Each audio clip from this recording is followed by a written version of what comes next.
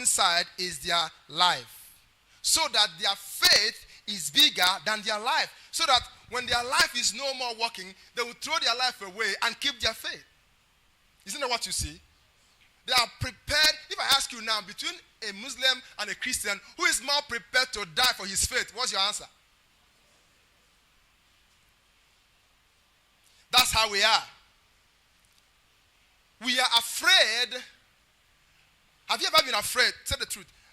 Have you ever been told about how these people can take over the country, how they are taking over the East, how they are building mosques, how they are giving things, how people are converting to the faith, and you got afraid? Hello, did you hear my question?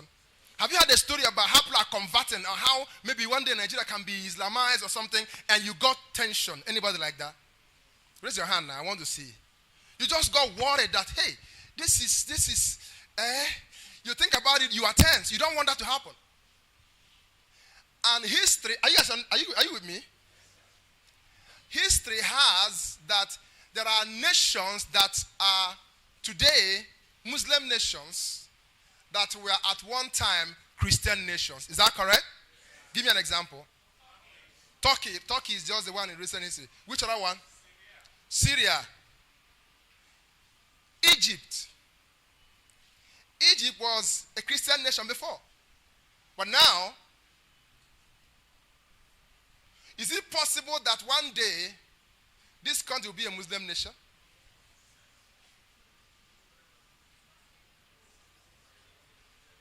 Now, when something has happened before, it can happen again.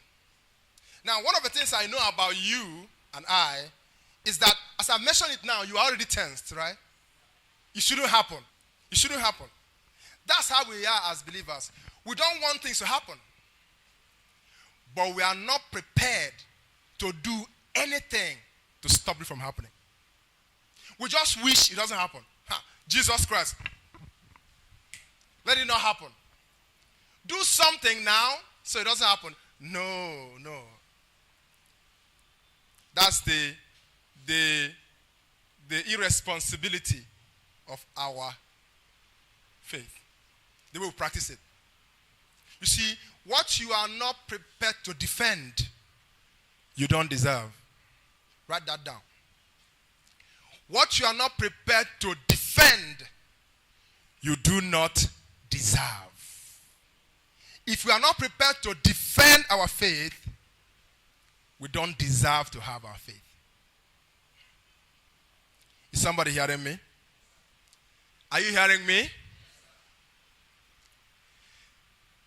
The Christian faith is a faith where we despise the people that are champions of the faith. We despise those who are champions of the faith. We don't want to be like them. Who are the champions of our faith? Who are our champions? Who are those who champion our faith now? You don't know them. The pastors. We don't like them. Now we behave like we like them. We don't like them. And if anything, we don't want to be them. Or do you want to be them? We don't want to. We don't. God bless you, but stay there. You see, God. Okay, by the way, one of the reasons why pastoring in our country is treated with contempt is because sometimes pastors do bad things, okay?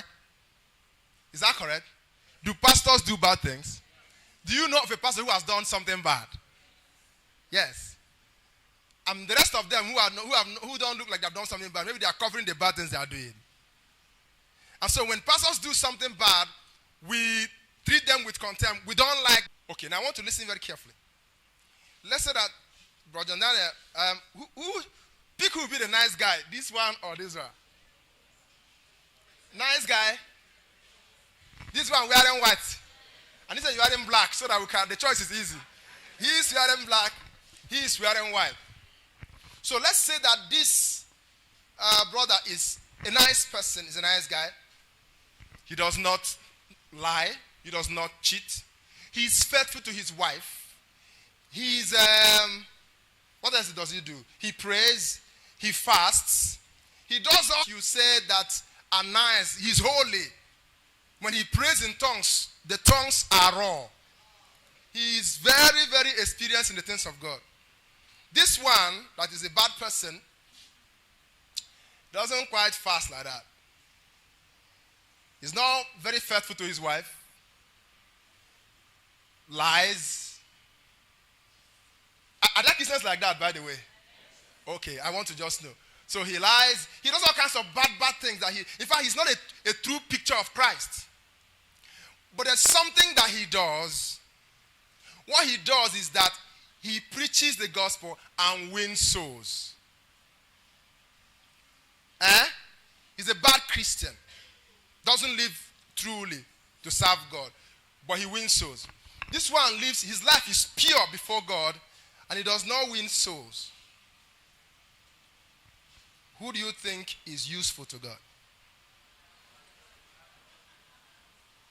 Point at the person that's useful to God. I want all hands to, the hand must point at somebody. This one is holy as can be. Perfect in his expressions.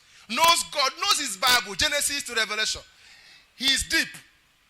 This one is shallow as shallow can be. Does not know anything, misbehaves, sins, does all kind of bad things. But he wins souls. Who among these two is useful to God? The bad one? Are you for real? No, somebody, it can't be true.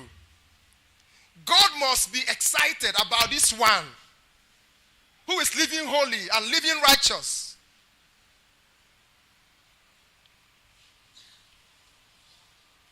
Okay, if God should pick one, who will he pick? If you are God, who will you pick?